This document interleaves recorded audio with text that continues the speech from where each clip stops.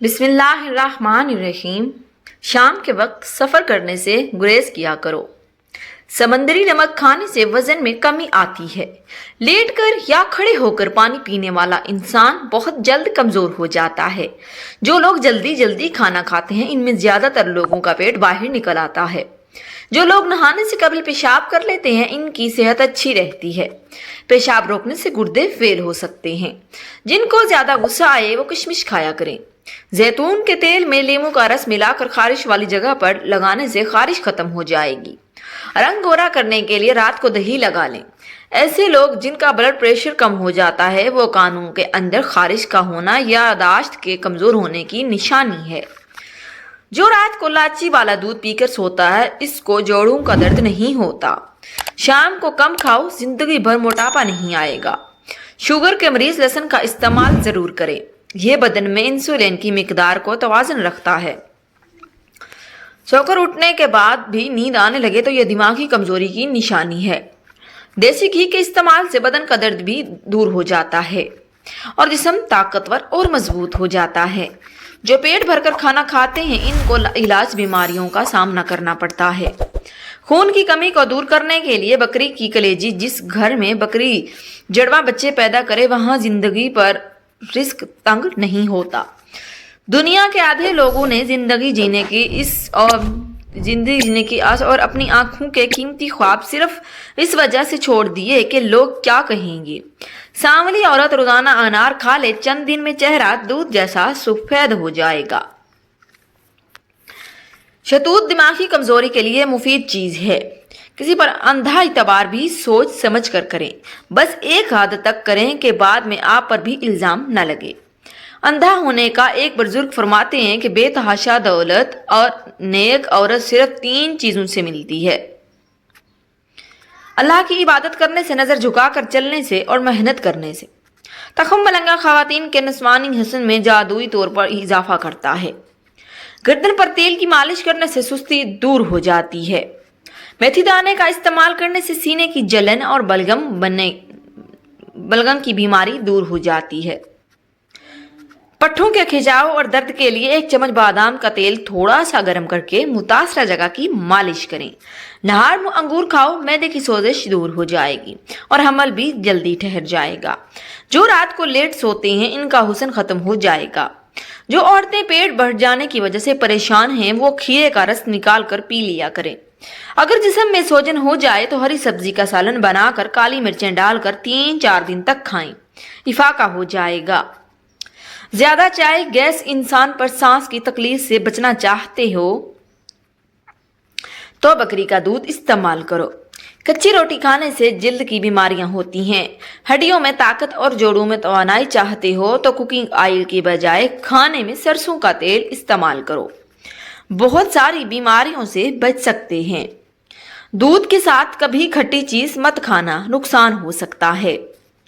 زیادہ کھٹی چیزیں کھانے سے مسوڑھے خراب ہو جاتے ہیں۔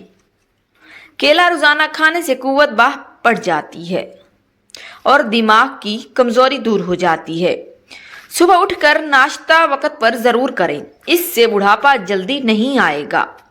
ہر وہ انسان جو آپ کے سامنے دوسروں کی برائی کرتا ہے اس سے یہ امید کبھی نہ رکھو کہ وہ دوسروں کے سامنے آپ کی تعریف کرے گا۔ کریلے کی سبزی ہفتے میں 2 بار کھانے سے موٹاپا دور ہونے لگتا ہے۔ شوگر چند دنوں میں کم ہو جاتی ہے۔ نہار منہ دہی کھانے سے آپ کے بدن میں نیا خون پیدا ہونے لگ جائے گا۔ سرسوں کے تیل کے اندر آئے کا حلوہ بنا کر کھانے سے جوڑوں کے درد میں آرام ملے گا۔ بغیر چینی والی چائے پینے سے بدن کی تھکاوٹ اتر جاتی ہے۔ ادرک کا قہوہ بنا کر پینے سے بدن کی فالتو چربی پگھل جاتی ہے۔ عام گھی